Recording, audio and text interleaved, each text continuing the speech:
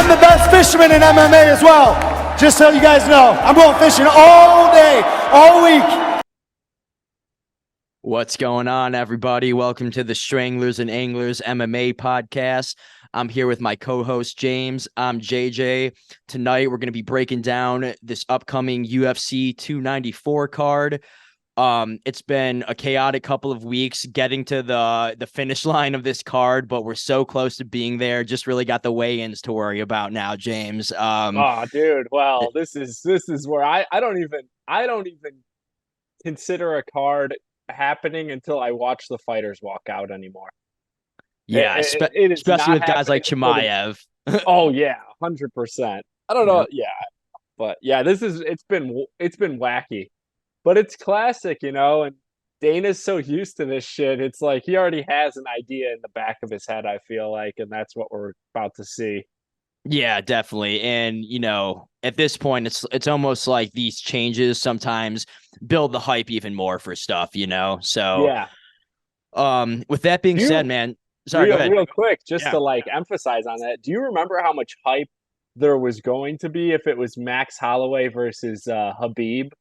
I do, and then we ended up with Iaquinta and Khabib. Iaquinta, yeah. And that was the biggest shit show of a card ever. The Dolly and all that. But I do remember when Max stepped in and, his takedown defense at that point was so elite. And he looked huge because he was like, not really. He looked like he was he looked like he was a little smaller than Khabib, and that was it. So there was just so much hype going into that short notice fight, and then Max couldn't or they didn't allow him to because he was too dehydrated. Yeah, so fingers crossed nothing funky happens like that with Usman or Chimaev or fucking Islam and Volk for that matter. Islam always has a hard weight cut. So, yeah, fingers crossed, just a few hours away. Let's get into it, man. The main event of UFC 294, we've got a rematch between Islam Makhachev and Alexander Volkanovski. Islam won the first matchup. He's now going to be defending his 155 title again. Volk coming up from 145.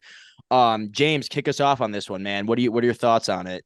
I'm just looking at the odds here. So plus 205, 200 or 210, whatever for Volkanovski. Yeah, dude, I really just wish that Volk had a full camp in this fight, considering how the first fight sorry, considering how the first fight went. It just sucks that this is how this second fight is going to play out. It's there's a lot of hype behind it and stuff, but I think when you fight a guy like Islam, I feel like I'm going to go in on the Russians on this podcast but when you fight a guy like Islam, like so many of his notable wins, like against Dan Hooker and against Bobby Green, like those fights came on short notice. And when you fight a guy like Islam, I really believe you need at least 8 weeks to train for that guy. At least 8 weeks. And, you should probably have like the full 12 or whatever they consider a full camp. So Volk feeling Islam in that first fight and being like, I can wrestle with this guy, and saying and I believe that he said this from the heart. Like, I believe this is true, that he said, I thought Islam was going to be stronger, so I held back after I felt his initial strength, because he thought Islam was playing possum a little and trying to also hold back. And then Volk said, I just ran out of time and I had more energy to do something. I just didn't do it. I believe that's true, but in this fight, without the camp and no wrestling practice really, and just focus on cutting the weight and then fight, I think that's going to make a big difference. So I think I also think Volk is going to be a little cocky after what he felt in that first fight. Once again, lack of training camp. I think Islam's striking is legit with the threat of the takedown. I think Islam would be an average striker with no I think he'd be like an average fighter who is a decent striker with zero of his wrestling credential, Yeah. Add that in and it makes his striking that much better. And then obviously his wrestling credential is what, that's the Dagestan way, So yeah, I think Volk if he pulls off the win, I'm rooting for him, but I think there's like I see this going a bad way for him, and if he pulls it off, dude, he wore that dog shirt with that dog in the. Did you see that in the rib cage? He wore that shirt, dude. That is so valid if he pulls this off. But striking wise, I think we could see some. I think we could see like a TKO KO from Islam, and I think that his wrestling is gonna. I think Volk's just not going to be ready for it right away. I think as the fight goes on, he will be, but right away, I think he'll land a couple takedowns, and that could put Volk in a bad position or gas him a little bit. So I'm leaning with Islam on this.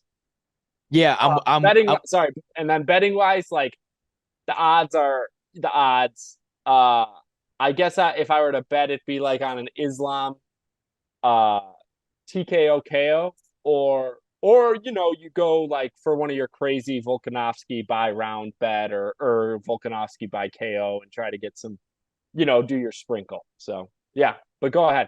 Yeah, no doubt. I'm in alignment with pretty much everything you're saying. The one thing I'll say is that I think that because Volk is coming off that surgery, not a full training camp, we don't know exactly, how active he's been. I'm sure his conditioning is good because it always is. He's just a freak, but it's probably not where it usually is. I think he is going to have to find success in the or a finish in that first round or two, because I think as the fight goes on, Volk's probably not going to be in that same 5-round shape as Islam is.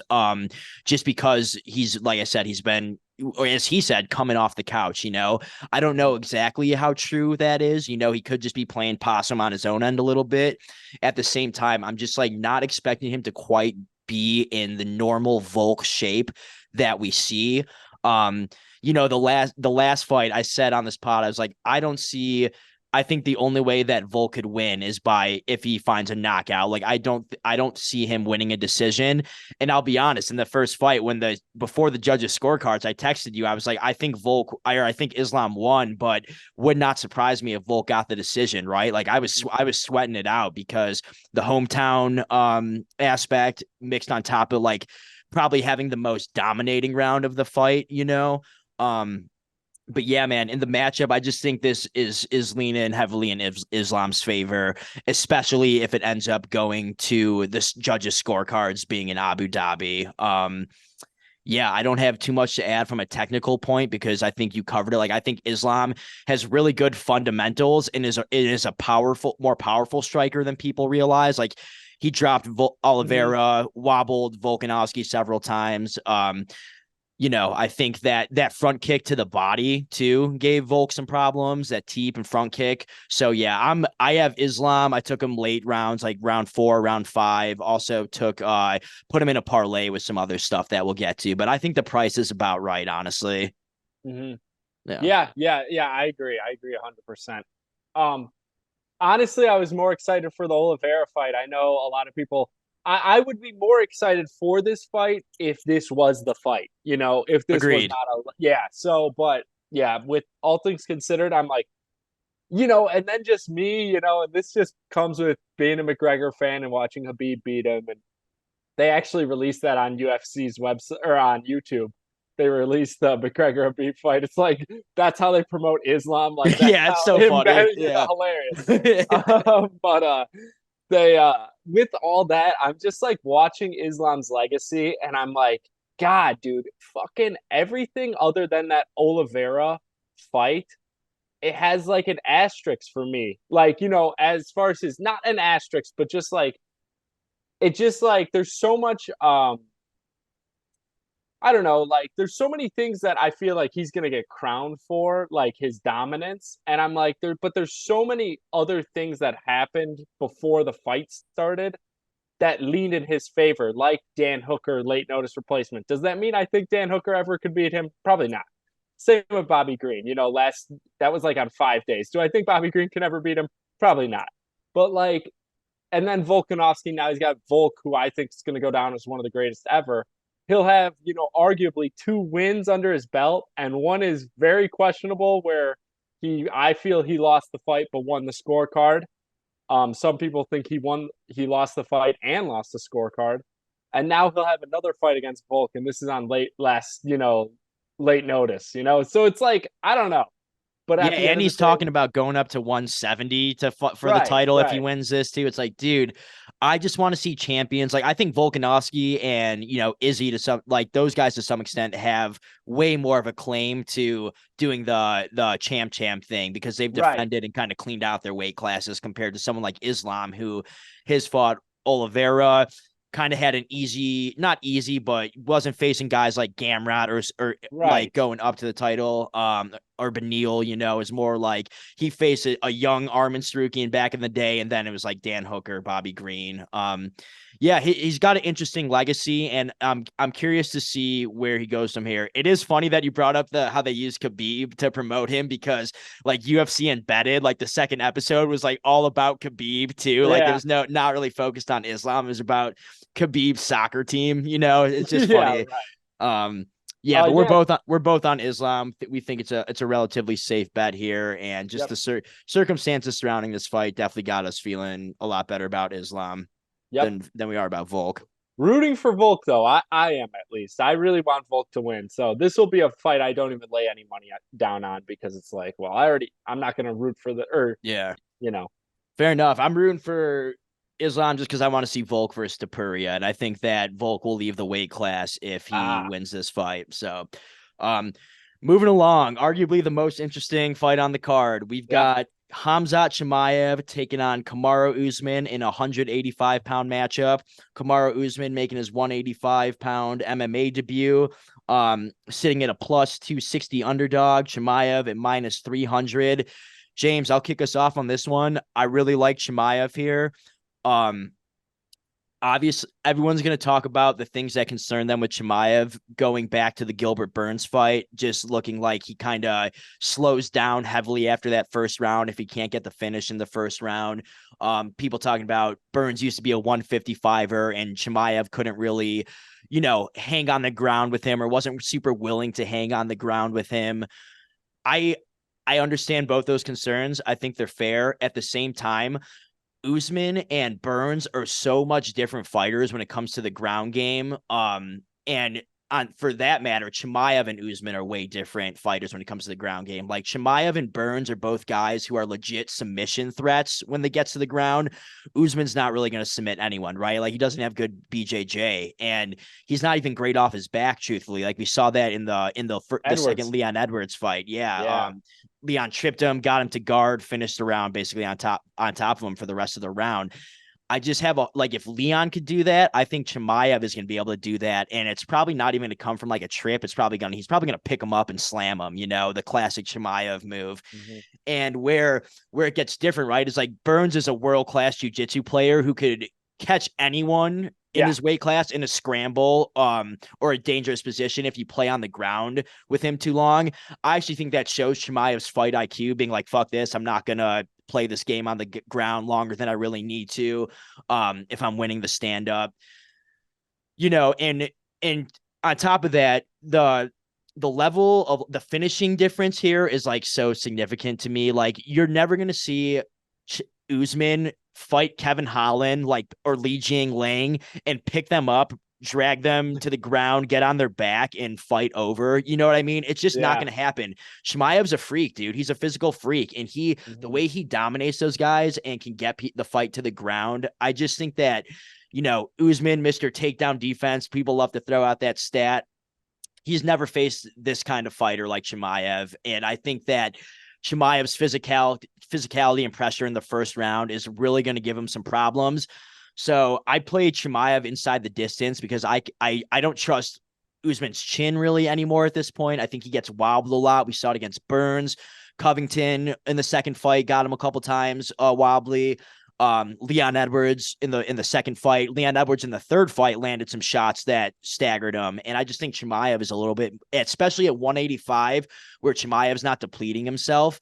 I think he's going to be really powerful. I think he gets it done wherever the fight ends up going. And I parlayed him with Islam, and I also played him inside the distance. Last thing I'll say is I did a little sprinkle on Usman knockout round 3, just because I think that I have a hard time seeing him winning the decision. The way I see him winning is probably like Chimaev gassing himself out and then Usman putting it on late. Curious what you think, man. Yeah, dude. Well, that's a good point you brought up at the end there was Usman's, he's got that special gas tank that, allegedly could allegedly Good blah blah blah. vitamins. Yeah, they're good vitamins. But definitely an unnatural gas tank for the type of shape that he's in, the muscular endurance that he has. But it is there. It is present, and it has been a huge weapon for him throughout his career. Yeah, but I'm basically totally on board with what you're saying. I could see this just being a shit show run through because it's like Usman is aging out. Like he's aging out. When he lost by that head kick to Leon Edwards, that was like, just so mind blowing.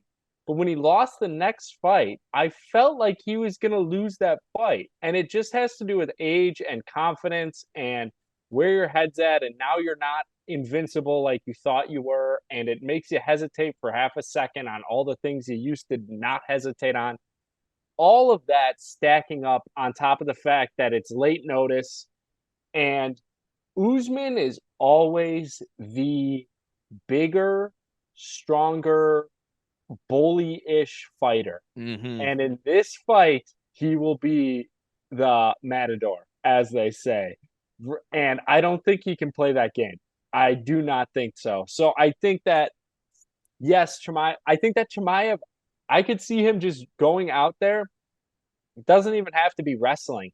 Just pressuring the shit out of Usman to make him shoot dumb singles and doubles and whatever, or just like wing shots. Because one thing's for sure about Usman, his boxing has come a long way.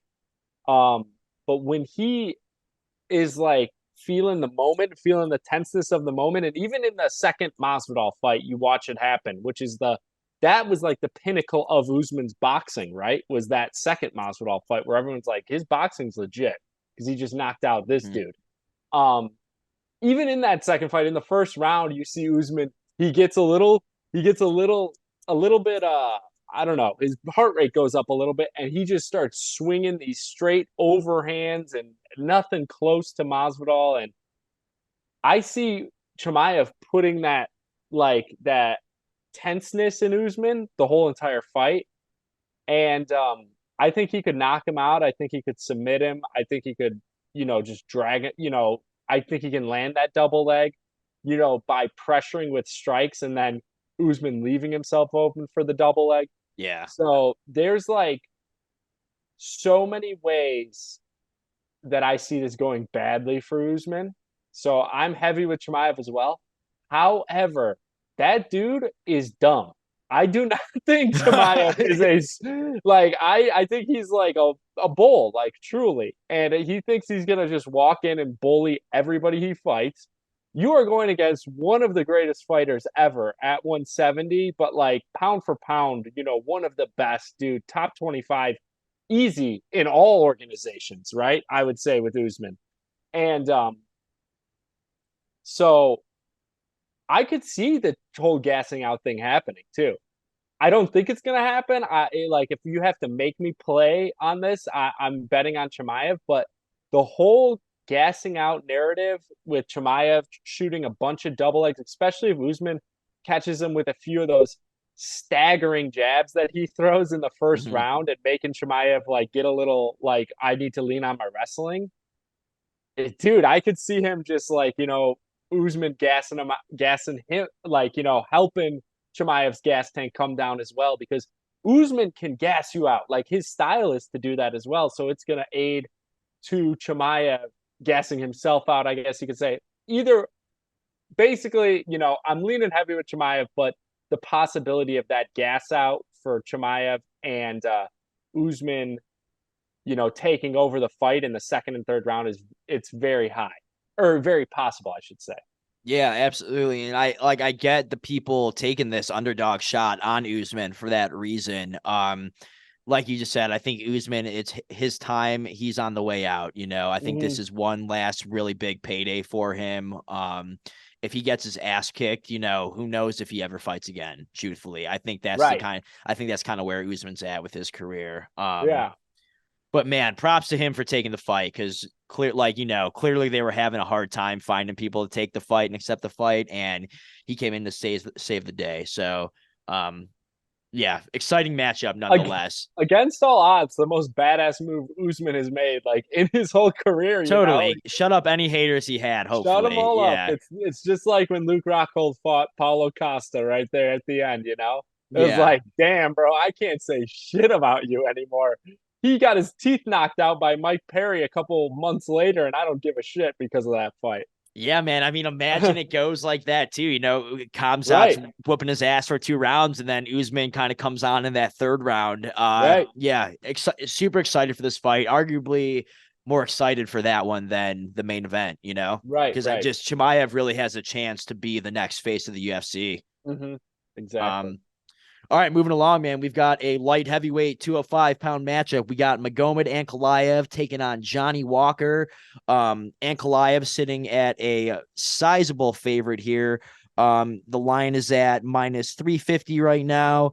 Johnny Walker comeback plus 275. James, how do you feel about this one, man? Johnny Walker is one of your guys from Straight Blast Gym, Ireland now, you know. So I'm gonna let you kick us off on this one. Yeah, dude, I from the Johnny Walker that we've seen, like, since he's made this revolution, basically it's kind of funny because when he first went to Straight Blast Gym, he looked like they overcoached him, right? Yeah, like they fucked him up. Yeah, it did. But he said he was so confident. Like, when he was in the presser, he's like, I did so well after a loss, and like I fought all 15 minutes. I've never done that. Like, and you're seeing it now. Like, you're seeing it. He truly trusts the process, and it's working for him. I think that this lines up for a good underdog bet, just because I think he's so freakish athletically. I think because of all the times he's been knocked down and just like done dumb shit in his career. Like, I feel like it takes away from how freakishly athletic he is, and the fact that he is harnessing that and turning it into a more all around, like, I guess you could say, smarter, more developed MMA, game. Yeah. So I think that's a good spot for the upset. What worries me about that is I think Ankalaev's pretty good at keeping himself safe. And I don't see him shooting takedowns unless Johnny Walker gives him the takedowns. Like, I don't see him shooting bad takedowns, because Walker will stuff bad takedowns. He will, he will stuff those all day. So, but I don't see that happening. And I see him being defensively sound enough to wait for Johnny Walker to give him the opening, whether it's for the takedown or in striking. So I think it's worth a sprinkle if you're feeling confident in Johnny Walker as far as an underdog, just like straight up or however you want to do it. But I'm like on a 55-45 leaning with Ankalaev, 60-40 leaning with Ankalaev still in this fight. I think Walker has all the tools, and he would not surprise me if he won. I just think, like, the way that Ankalaev fights, he's good at staying safe, and I think Walker is good at opening himself up. Even though this is a new version of himself, I still think he's going to open himself up a little bit. So, yeah, man, good points. This one was messing with me a little bit because, everything on paper and like tape, says that Ankalaev is probably the best light heavyweight in the world, at least top 3, just as far, like, so well-rounded, grappling, top control, kickboxing, boxing, just a really good fucking mixed martial artist. He's just a little derpy at times, like with the Jan fight, the Paul Craig triangle choke. It's in you mentioned his grappling with Walker. Like, if he shoots bad takedowns, he's not going to be able to, like, Walker's going to stuff them. I think that Ankalaev would be really smart to do what he can to get this fight to the ground, because I think he'll have a huge advantage there. Him standing with Johnny Walker for 3 rounds is not a fight if I'm backing Ankalaev that I would want to see, because yeah, Ankalaev is skilled, but Johnny Walker has those intangibles. And at light heavyweight, when you're dealing with a guy with Walker, if you're gonna play that game of standing three rounds with him, it's not necessary. And while you have that grappling edge and path to victory with grappling, I don't know. It just feels like a total Ankalaev move to not use his grappling here, And like, if that happens, I think if this fight stays standing, I think it's probably a lot closer than this line suggests. At the same time, Walker, very hittable, very chinny. Ankalaev, a pretty powerful dude. I think Ankalaev, if he comes out here and really puts on, like, he's a bit timid of a fighter, like you said, really good at protecting himself. If he comes out here and can just back up Walker a bit, pressure him early, like, I can see Ankalaev getting a somewhat easy finish here if he connects on Walker's chin. It's just, I don't know how timid he's going to be, how aggressive he's going to be with the grappling, because Ankalaev, you're getting a good fighter each time, right? You just don't know if he's always going to take the easiest path to victory. And at like minus 350 for light heavyweight, it's kind of a pass situation for me. Yeah, I guess. And then one thing that I'll add also is that, I just thought of this now. That's why I'm adding it. Whoever wins the center of the ring early on, that's going to tell a lot about this fight, because, like, if Johnny Walker's backing up Ankalaev, that makes those takedowns even harder. Like, because you got to tell you're going to see him coming. Yeah, you telegraph him a little bit more. That's interesting. Now, that is something to look out for from, like, the technical standpoint, is who's taking the center of the octagon, because Johnny Walker likes to back dudes up, and Ankalaev can do the same. So that'll be interesting when they meet in the middle, and whoever's backing up, I feel like, is going to be the one who loses the fight. I'd like to see both of them come out like Conor McGregor, taking that center of the octagon aggressively. Yeah. I think it favors whoever does that. Is a great point. I think is going to tell us a lot about how the fight ends up going. Yep. But yeah, obviously you got over 3 rounds. You got to favor Ankalaev. It's just at the price and the weird things that happen in Johnny Walker fights. It's nothing I'm interested in betting either side, truthfully. Yeah. Amazing fight though. I love this fight. Yeah, I think it's awesome fight. And I mean, listen, the UFC has been trying to get behind Johnny Walker for a long time now. If he wins this, they can give him a title shot. Like, if you beat Ankalaev, you deserve a title shot in my book. So 100%.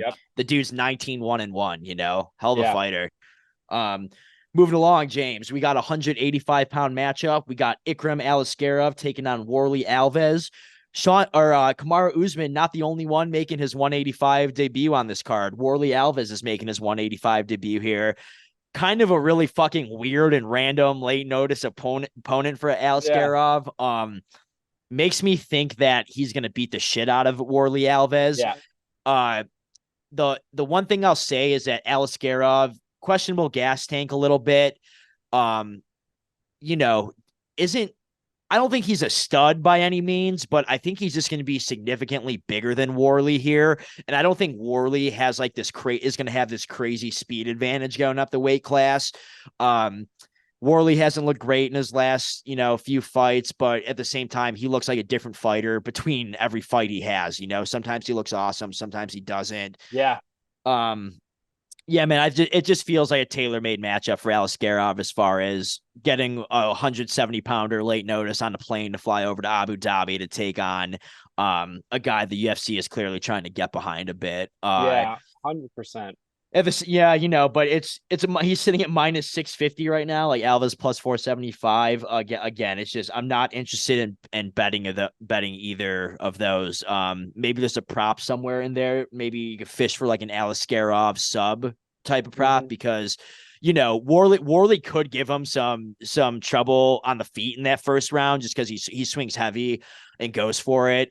So I wouldn't be surprised if Aliskerov elects to try to get this to the ground and pursue the fight that way. But yeah, I mean, just my pick is Aliskerov. No bet either way right now.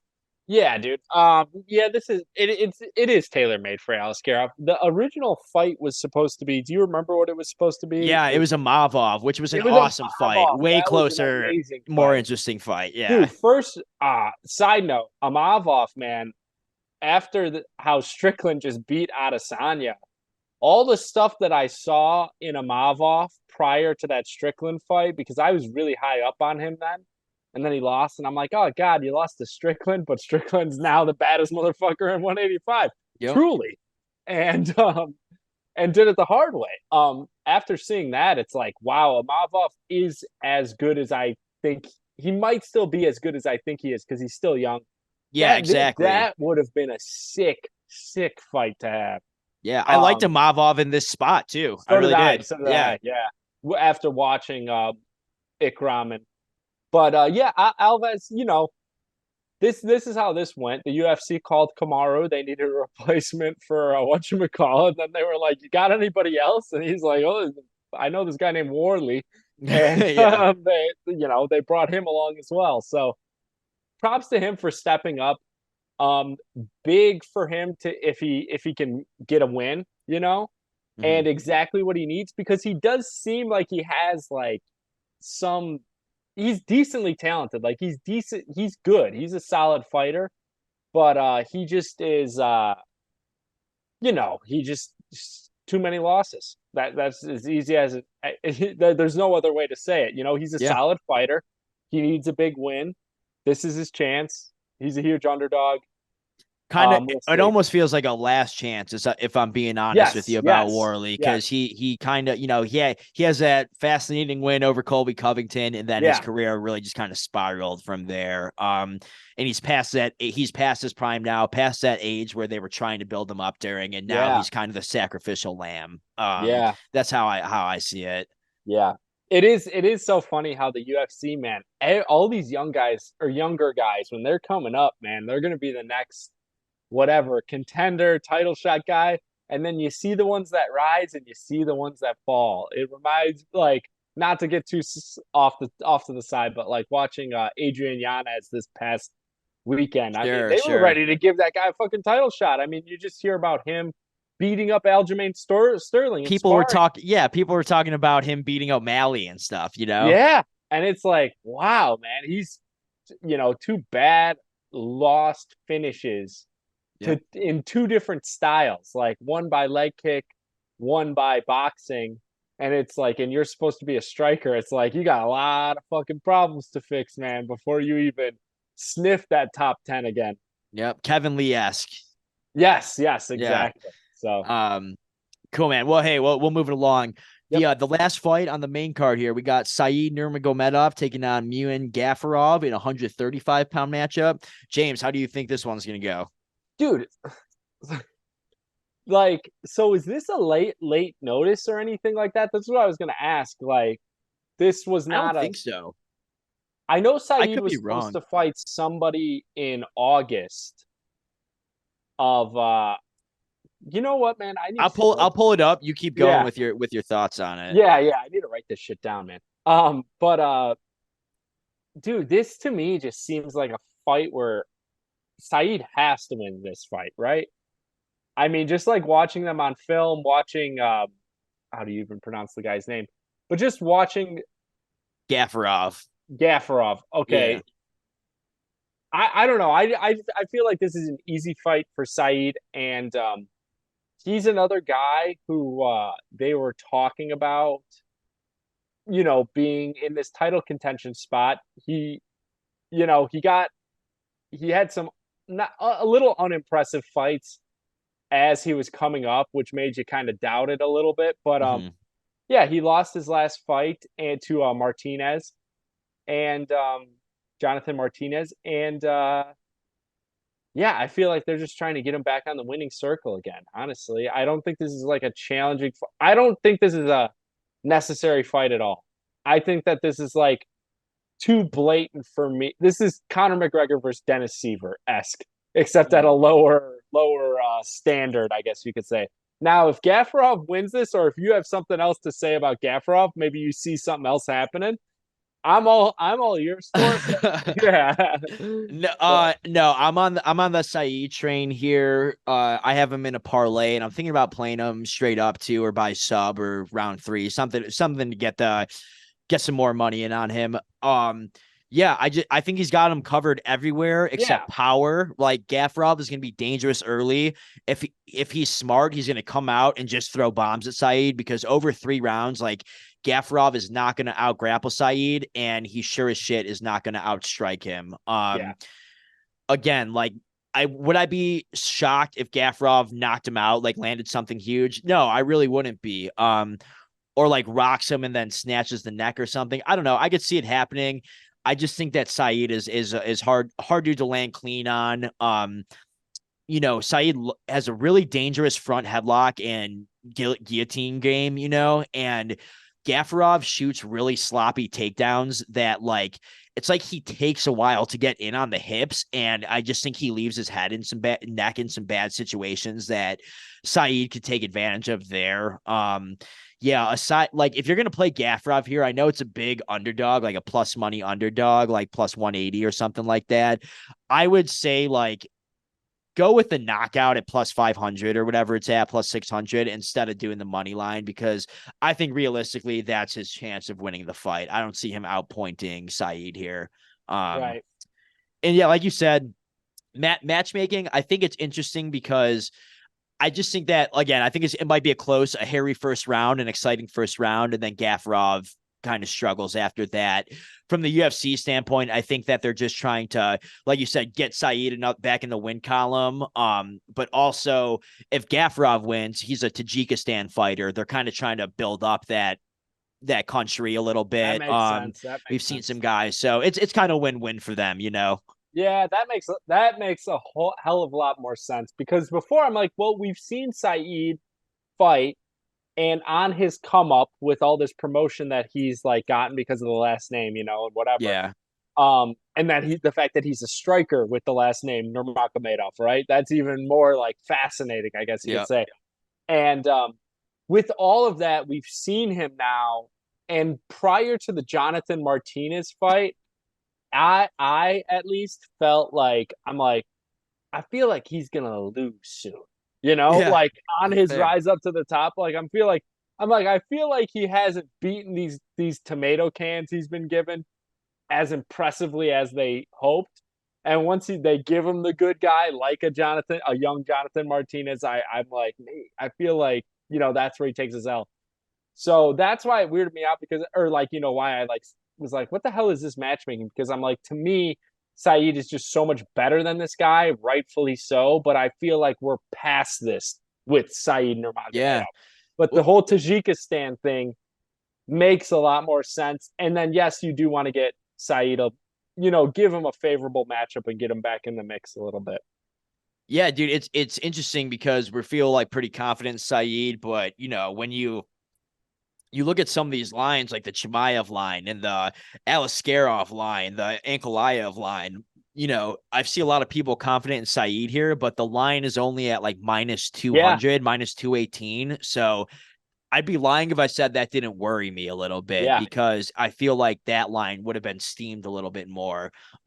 Maybe there's some sharp people on Gafurov who are seeing something that we're not, but yeah, I'm tempted to, I said I parlayed Saeed. I'm tempted to play him straight up too, or fish for a prop of some sorts as well. But yeah, I think we're both in alignment with Saeed here. Mm-hmm. That's 5 for 5 we've been aligned with. All right. Cool, man. Yeah, right. I didn't even think of that. Moving along, we got a 125-pound flyweight matchup. We got Tim Elliott taking on Mohammad Mokaev. Tim Elliott sitting at a huge underdog. I believe he was at plus 400-ish, plus 375-ish the last time I looked. James, so badly tempted to take that underdog shot on him. And like the more I've done tape, the more I think about it, I just can't get around to it. And I've actually started to lean more into the Mokaev side. I just think that Tim Elliott is his age mixed with his recent performances, mixed with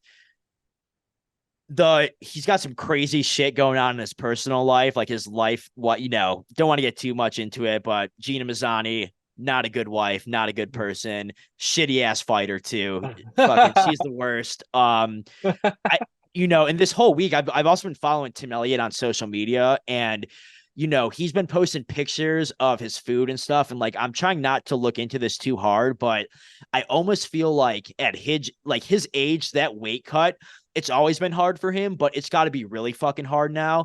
And his diet, dude, I mean, for breakfast, he's posting a picture. It's literally 2 air fryer bites the size of like quarters of salmon or beef with a little bit of like cauliflower or something. Like, this dude started cutting like heavily like at the beginning of the week, and I'm just worried that he's going to be so fucking depleted against Mokaev, and like them flying him over, doing this fight in Abu Dhabi just makes me think that they're trying to set Mokaev up for the win here. Tim Elliott's a dog. The line probably is too wide, and maybe I'll get in on it, but it's actually coming down now. I just checked. You could like from plus 400. I mean, you could find me like plus 300 now. So money is coming in on the Tim Elliott side. To be fair, Mokaev hasn't looked necessarily great in his UFC fights, right? Like, he gets the wins, he does his job, but there's been some questionable moments within his fights where he's either lost rounds, lost positions you think that he'd be really dominant in. Yeah, man, I'm confident in Mokaev, but I'm kind of rooting for Tim Elliott to pull it off. Would I be super surprised if he does pull it off? No.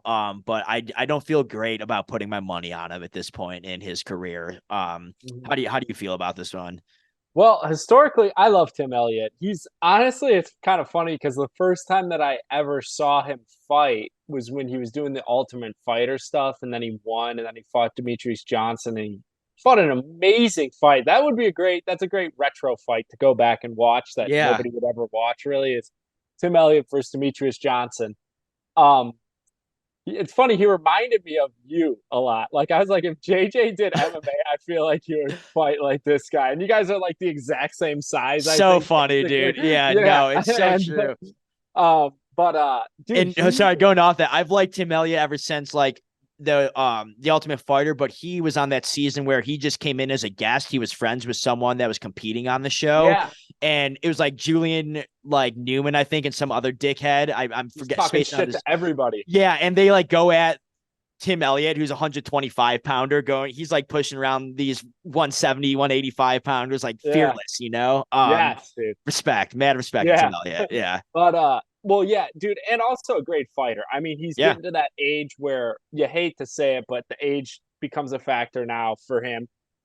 He feels like that Bobby Green type fighter where it's like it's never gonna affect him, where he's just always gonna be like a fun fighter to watch and always game. What I like about Tim Elliott in this fight is that he historically fights up to his opponents. So he also fights down to his opponents. Like, a lot of fights you think he's going to win, he loses. A lot of fights you think he's going to get bashed in, he makes it, go to the judge and you're like, holy shit, did he win? Did he lose? I don't care. That was an amazing fight. Like, how did he pull that off? Blah, blah. And he's talking shit to the guy, and like, he's doing his dance moves in the octagon, and so much fun to watch.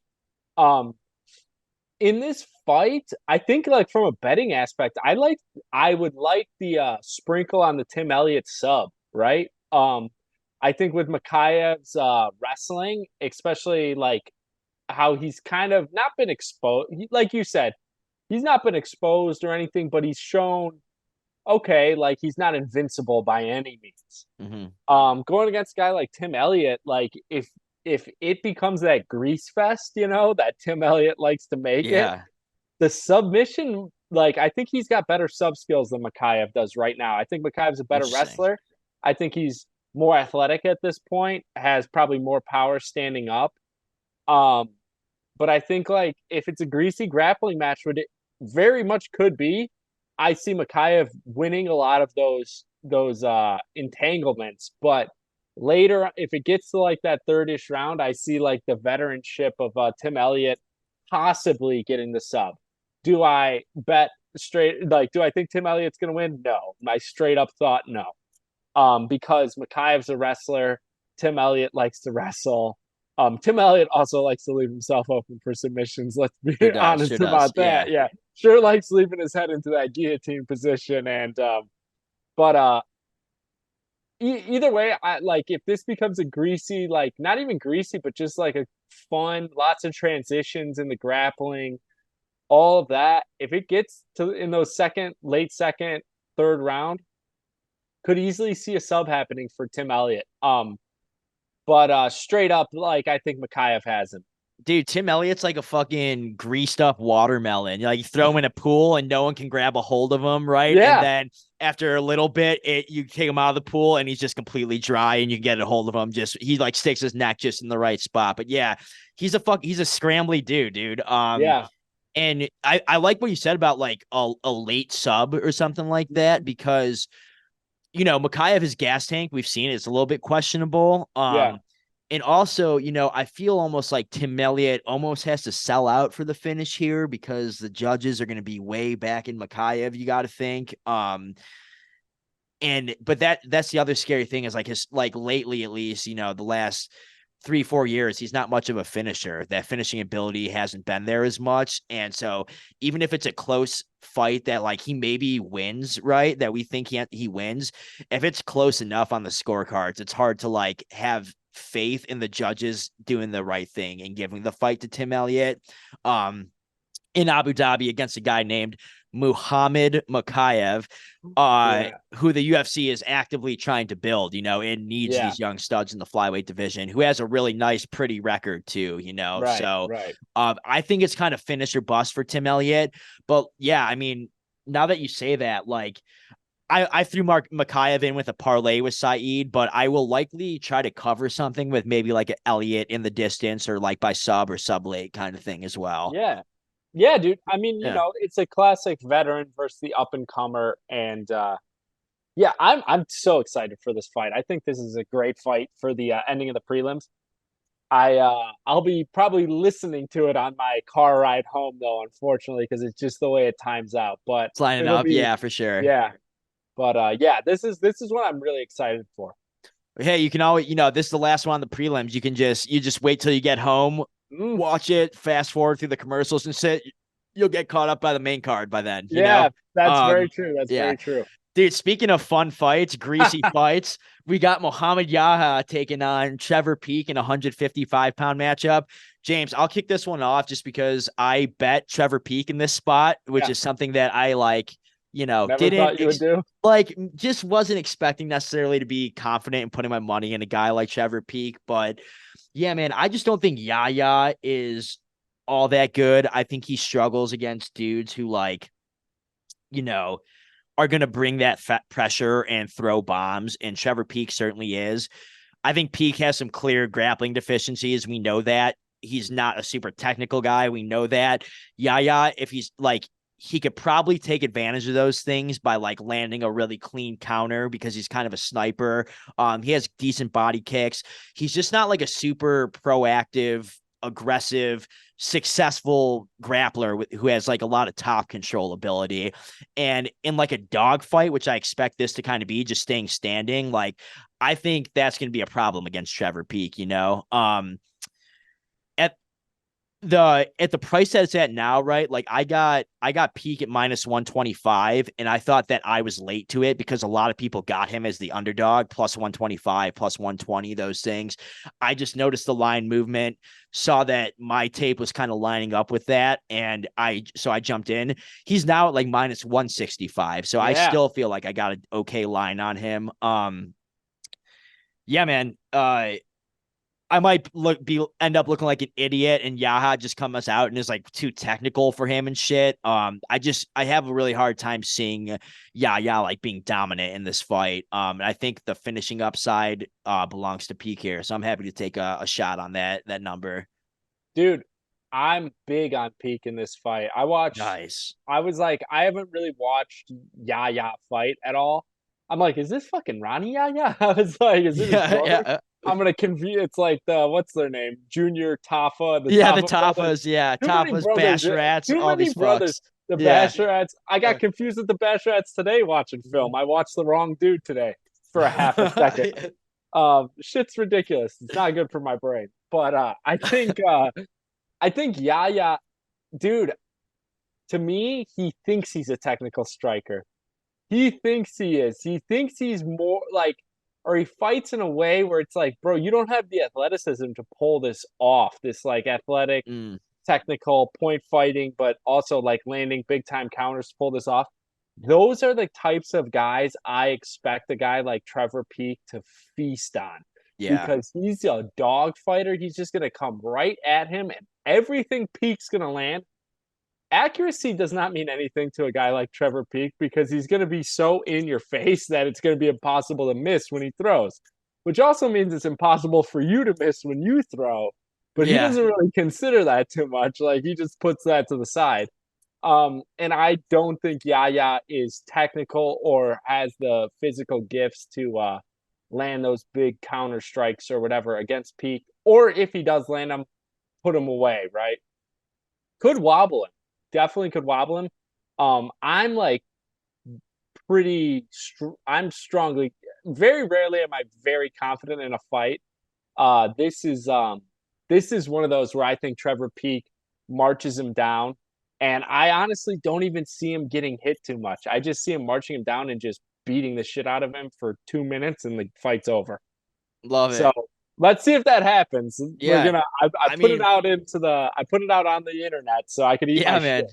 Hell yeah, I'm with you. I have money on Peek. Like I said, I got in at -125, and I see it going pretty similarly. I just don't think when the going gets tough for Yahya and it turns into like a scrapyard, lunchroom fight, he's not gonna like that. Yeah. Yeah. He was turned into street beefs. You don't want to fight Trevor Peek and street No, beef. you do not. Yeah. No, you do not. Cool, man. Moving along. Talking about the brothers, right? We'll keep it there. Yep. Javid Basharat taking on Victor Henry. Basharat in a -600, Henry a +440 underdog. James, I put a half unit on Henry, dude. Love it. I just think that this Basharat is the less talented of the Basharats. Henry's a legit veteran, dude. He's fought legit competition. Even he's only had, I think, 4 or 5 fights in the UFC, but he had like 25 fights professionally before coming to the UFC. He's a dude. I mean, he's never been finished and he's pretty well rounded. I think that like a guy like Henry is, he's going to be in your face, throw more volume. -600 to +440. I just think that this fight is so much closer than that line suggests. Maybe Basharat wins, whatever. I'm willing to be wrong here. I think Henry could give him some real problems down the stretch. I don't think Basharat is going to be able to like hold Henry down. Like I think a lot of people are thinking he's going to be. And yeah, man, I just, that volume is going to start to add up. And with his durability, I could see things getting a little hairy for Basharat late. With Henry's durability, I see things getting maybe a little hairy for Basharat late. And Henry is an underdog. He's cashed at +380 in the UFC before against Yoni Barcelos, right? So this isn't necessarily unfamiliar territory for him being at this huge supposed disadvantage. What do you think about this one, man? Dude, I'm with you. I think this is like a 50-50, maybe a 55-45. Wow, yeah. Fight for. Well, maybe I still lean a little with Basharat because of distance. For sure. And yeah. But yeah, dude, I think this is very close to a 50-50 fight, if not a 50-50 fight. I think this is going to be the toughest opponent Basharat's like has ever faced, Easy. And Henry, when I watched him, and he came in with a little bit of hype because he was successful and all, because of his record. It's like this dude comes in with 20 some odd wins and is making his UFC debut. Yeah. Never been finished and shit, Right. You can see where like he's gonna lack in the UFC at least. And then he's older, so it's like it's tougher to make those big adjustments when you're that age, like kind of the fighter you are. Having said that, like what I like is like he puts volume on guys. He likes to put a little bit of volume on guys, and he likes to like. I would not be surprised if we get to round 2, round 3, if it's a really close fight, but we look at the significant strikes and Henry's up 37-24, some number like that. I easily could see that happening. Now, is Basharat way better at getting takedowns than what I believe he is? Or is Henry worse with takedown defense than I believe he is? Possibly. Like, that's Yeah, the one thing maybe that his worries me. the takedown D is a little suspect for sure. Yeah. Um, that's where it gets a little worrisome because I know you're not big on the Basharats, but those guys have sub skills. Like, there's just no Yeah. denying their jujitsu game, and if they get you down, you're in trouble. So that's the only thing that worries me, which makes me from like just this looking at this as a singular fight, leaning with Basharat, but it's very like with the odds, like you said, it's like I feel like it's impossible not to put money on Henry. Yeah, dude. I Impossible. mean, if we're talking, we think that Basharat wins 55-60% of the time. I mean, minus 600 is a crazy number. Right, Yeah. exactly. 50, I'm trying. yeah. I'm not even up to that 60. I'm like that 52-48. That's Yeah, which where I'm at. that's and at this, I mean, that's must bet territory. Right. You know what I mean? And here's an interesting fun parlay if you're a college kid and you have $5, burning a hole in your pocket. Yeah. Throw $5 on Henry, Johnny Walker, and a Trevor Peak KO, and just see what happens. Love that. I you, love you that. could you could win yourself a semester of food or some shit. Yeah, straight up. The just for the record, like minus 600, that's an 85.7% win probability. And we see it being more at like 50 to 60%. So yes. Yeah, man, I'm happy to be wrong on this one. I'm pretty confident that we're gonna see a closer fight than that line suggests. Yep. I'm with you. Cool, man. Moving along, we got Sedriques Dumas taking on Abu Azaitar in a 185-pound matchup. I mean, this just has meme written all over it, dude. Someone's dying here. James, who's it gonna be? I think it's gonna be Abu dying. Okay, yeah. I think Dumas. Honestly, what's funny is you say that. Dumas's improvement in his wrestling from his first fight to his second fight was so ridiculous how much he improved that Daniel Cormier in that fight was like literally did not know what was going on. He could not even, because you know how obsessed Cormier is with the wrestlers. Of course, yeah. And like, so when he did his film on Dumas and you watch his wrestling skill, you're like, this is like the worst wrestler in the UFC. And then he comes out in the next fight and looks like he's a D1 All-American against whoever the dude he fought, who I'm pretty sure, I can't remember who it was, didn't have a terrible ground game pedigree, let's just say. And Dumas, like, kind of, maybe, his last fight you're talking about? Yes. Cody Brundage. Was that who it was? Dumas? Yeah. Okay. But yeah, you're right, though. You're right, though. Like, a lot of people expected Brundage to be the one dominating the grappling in that fight. And Dumas threw him around, dude. Yeah, it was easy. like crazy. And so I would not be surprised if this first round is like a chaos fest, like how you said. And then Dumas goes to that wrestling and he just takes this dude down and kind of holds him down and gets the W. Either way, I'm with Dumas on this fight. I think he's more athletic. He's got a really good physique and athleticism just to fight in the UFC, right? He's gonna be long, strong, and he's gonna have he's gonna have an athletic advantage, I believe. So huge one at that, I think. Yeah, so he's really raw as a fighter, but if his improvements are anything like what we saw in the last fight, then he's gonna get good very fast. And so I'm big on Dumas in this fight. Yeah, dude, I have a lot of the same notes. I'm on the Dumas side too. I think that the age and layoff of Azaitar is like a huge factor here. Dumas is like rapidly improving. He's a freak athlete who is getting good training and making really fast improvements. I think it's probably it'll be enough to beat Azaitar here. I can't bet on either of these guys. Sorry, I got some ad going right here. I just think that like Dumas, has all the upside as far as becoming a better fighter. Azaitar is like 37, has peaked for sure. Is not active. Yeah, man. Like I said, at a minus 250 favorite, I can't back Dumas from a betting standpoint. I just that fight IQ and the skills aren't quite there to where I trust him in a favorite spot like that, Right. but he is going to be my pick to win. And I'll be rooting for him too. Nice. Yeah, dude. Yeah, I totally understand. Yeah. Cool, man.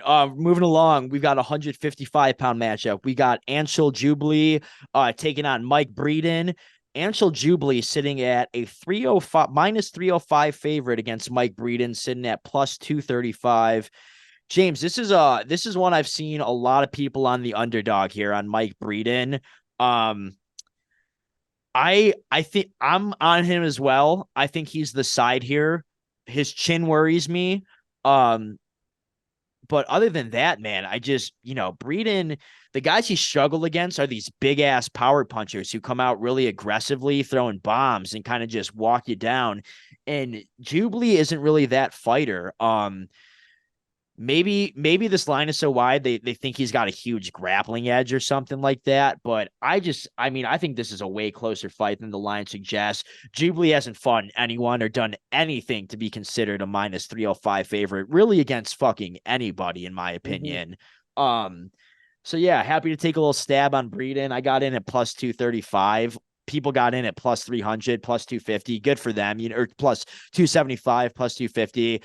Good for them. I wish I would have gotten at that number, but still, I think, there's value probably up to like the plus 200 mark here, if I'm being honest with you. Yeah, I mean, it's just as long as he doesn't get flash KO'd or fucking, grapple fucked for 3 rounds, I think Breeden's going to give him some problems. Yeah, dude, I think this is one of those fights where it's like both guys that are maybe not the young, like maybe not all about the youth, but like both guys you're still kind of trying to figure out who they are. And this is where, and how against basing records, right? Looking at records and basing that. I'm against that, right? I hate that shit. But when it's 7-0 versus 10-6, and I feel like I'm not seeing too much stuff pop off on film or seeing an advantage here or advantage there. Now we look at the record. Now it's 10-6 versus 7-0, and I have to I probably won't bet on it unless it's like adding him into a parlay, but I have to look at the 7-0 versus 10-6 and just go, I'm going to go with Jubli, and I'm going to assume that him being a favorite is for a reason.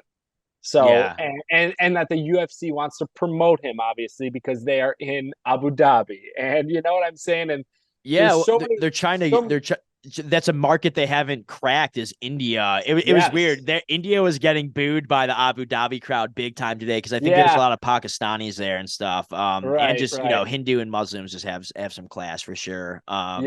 The weird politics and geopolitical things, but so much shit, dude, that is insane over there. But sorry to cut you off, but it's a really good point. Obviously, Jubli is a guy that can get behind and do things with if he wins. Breeden, you can't, even if he wins, you can't really do anything with him. He's just going to be always kind of fighting this level of competition. Right. I believe Breeden can go up a level, but that's it. Like, he's not going to be able to go up the 4 or 5 levels he has to go to really compete with the top guys. So I like I said, nothing pops out on film with both these guys. Haven't watched enough film with both. Haven't watched them fight live, really. And when that happens, I look at the record. I look at who the UFC is trying to promote. So that's my input on that fight, I guess. Yeah, right on. That was the first one we were in disagreement on, man. We've been aligned up to this point. Yeah. I almost changed my opinion when I heard you saying you can't that. Do it. You can't do it. Yeah. You can't. No, that would have been good. I don't know if you've ever been aligned on every fight, but one day it'll happen. Moving along, we got a really good 145-pound matchup. We got Nathaniel Wood taking on Naimov. Spaced on this dude's fucking first name. And either way, Mohammad. Mohammad, yeah, just guess, bro. Just guess the most common one in the fucking world, JJ. Yeah, man, I put a little bet on Mohammad Naimov here at plus 270. I did a half unit. Dude, I think Wood is a really skilled fighter. Probably like the better fighter here, realistically. Wood is just tricky because I think he's really more of a 135 pounder who just struggles to make that weight. And I think he's small at 145. I think that in fights that he can't mix in his grappling, that's when he tends to struggle a little bit, when he can't at least mix that in.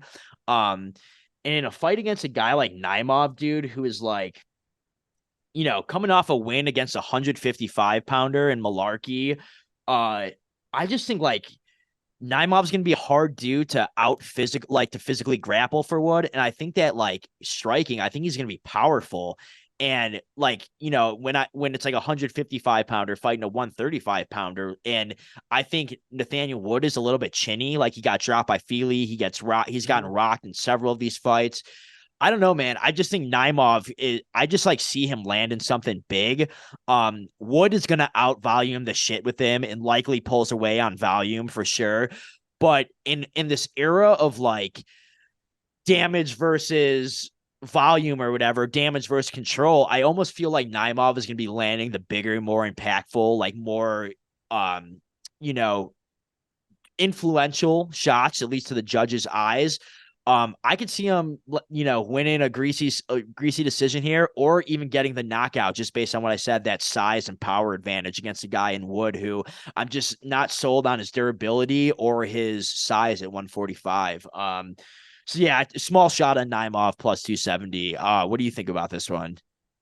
I'm with you with Wood being a little too small at 145.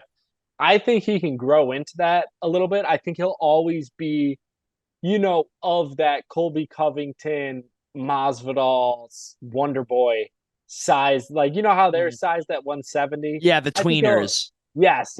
I think he'll always be in that range. Right now, he's lower than that. Like, right now, he's small for the weight class. Yeah.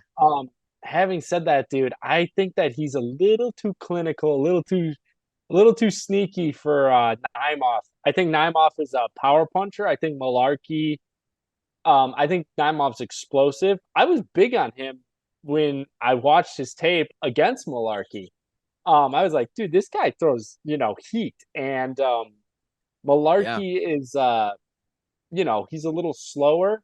I think the speed for Wood in this fight, even when it comes to like his trips that he likes to throw around, and I think that's going to be a problem for Naimov. And I hear what you're saying with the one punch and landing the big bomb. I think that their size specifically between Naimov and Wood, I feel like it's going to be similar when they step into the octagon. Maybe I'll be off, but I think they're going to be close enough in size. And I think Wood just, I think I'm a big believer in Nathaniel Wood still, even after the Andre Feely fight where he barely won and like he got hurt a lot and he got hurt hard in that fight. Still a believer. He needs to add size if he really wants to make a run the weight division, but I think he can get this fight. I think he can make this fight happen. Yeah, fair enough, man. It's hard to push back on that. I think that we're kind of on the same page. Yep. Oh, I will, I'll say one thing. I think at least in the first round, maybe first round and a half, I think Naimov's speed is gonna be a little closer to Nathaniel's than I think people realize. Maybe I'm way wrong on that, and it doesn't look like that. But on tape, Naimov doesn't strike me as a super slow guy. Yeah, no, he's fast. So what I'm kind of saying is, I like when guys who are fast, like I like when they go up against other guys who are fast because, and that's what I'm like, ooh, I think Naimov's going to be used to being the fast guy, and he's going to go against. That's where I'm going with that. Totally. Yep. Yeah. Interesting fight. Looking forward to that one, just because, a really, really fun stylistic clash there. Yep. Cool, man. Moving along, we've got Jinh Yu taking on Victoria Dudikova in women's strawweight. James, you want to kick us off on this one? Sure. Dudikova. Yep. I just have. I mean, I think at one point this like the line is insane. It's unbettable. Yeah, like minus 600 or something due to Kova. Frey, maybe when she was younger, has more success mixing in the takedowns and stuff. She just can't anymore. And no, I don't think Dudakova is particularly good either. It feels like a layup spot here. Yeah, this is the UFC. You know, we get these women's fights. They place them on the bottom of the prelims as they do, where it's like we need to get this person higher. Yeah. So she's facing good competition, yep, and we can really see what she's about. But before that happens, like we can't just throw her to the wolves, and so we got to give her a match. You know, it's like this is we see this shit in women's fights all the time. We see it in men's fights, especially with big time prospects, where they just give them fights that are like you know who's going to win basically, and it's a shock if they don't. Yeah. Well said. So. This is the only women's fight on the card for Abu Dhabi. Historically, I feel like they don't put a lot of women on these cards because because of that region. So it's interesting one to out of all the women's fights you can make for a pay-per-view, interesting one to put on this card. But like you said, it feels like they want to get eyes on Dudakova and eyes on her getting a dominant win. Right. Bro, everyone in Abu Dhabi is just going to be like this while the fight's going on. They're just not even going to look at her. Everyone's going to be on their phones for that one, you know? Like, totally. You see the clip of Habib when he walks by Warlly Zhang? He walks by Warlly Zhang and he says hello, and then he just looks away. Like, yep.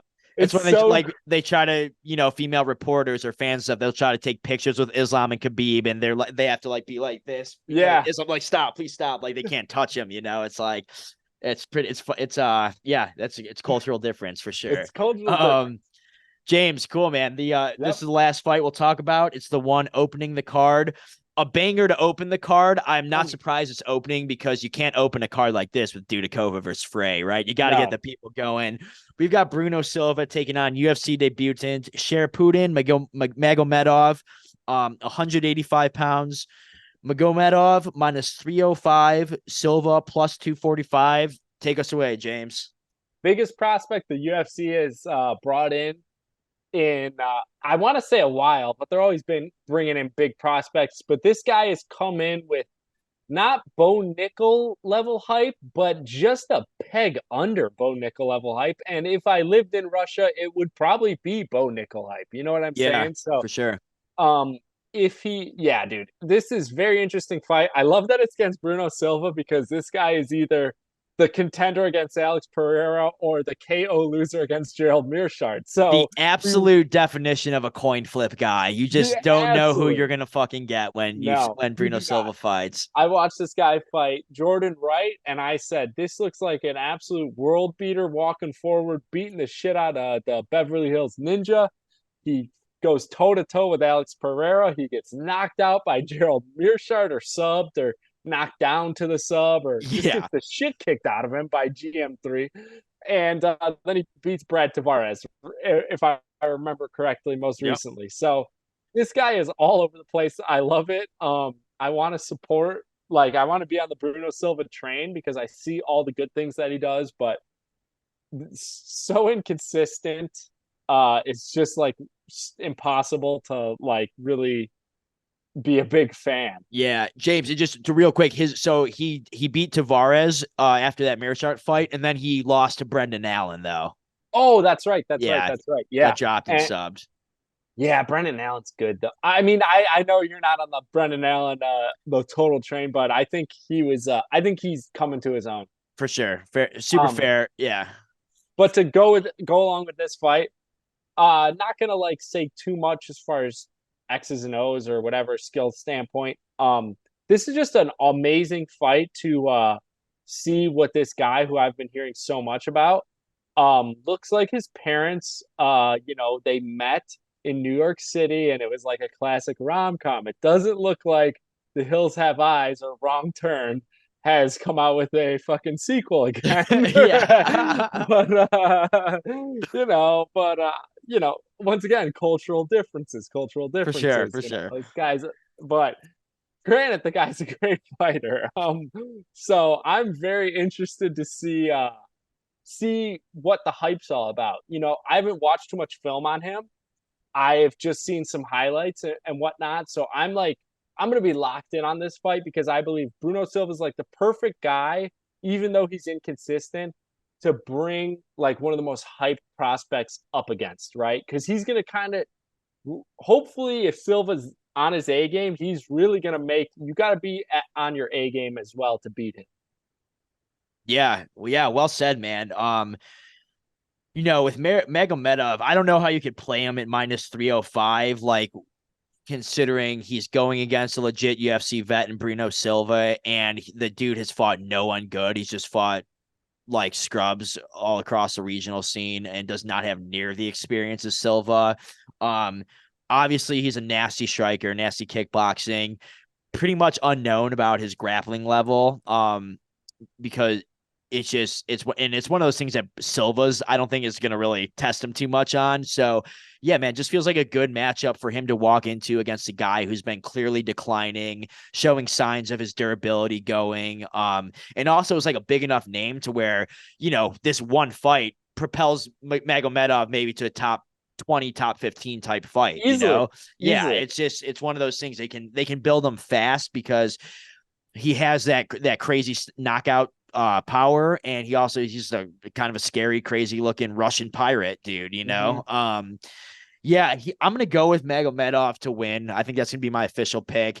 I can't put money on him yet though. I just think that, you know, and then conversely, like normally when I say that, like I'd be like, okay, give me a little shot on Silva here coming the other way because he's the established guy.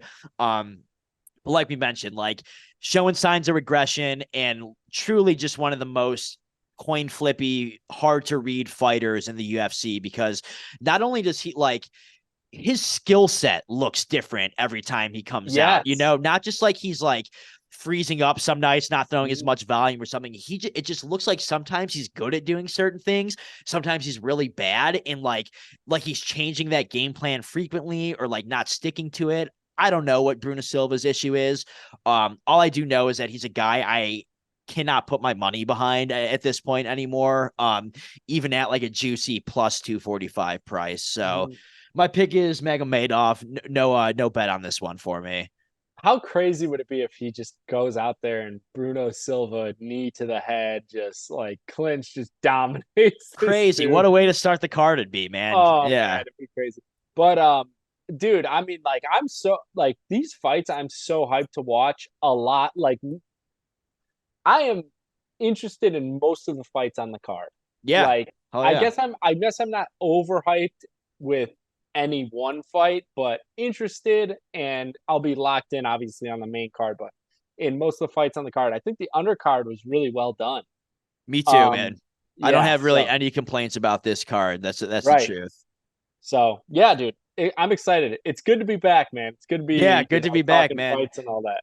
Thanks for listening to us, y'all. We appreciate y'all hanging out with the new format. Hope you like the new things that have been added up on the screen and stuff like that. And yeah, we'll be back at it next week for sure on, you know, Thursday or Friday, potentially. So we'll potentially do some Monday or Tuesday type stuff too. But we'll keep you posted on everything. And thanks so much for listening. We appreciate it so much, y'all.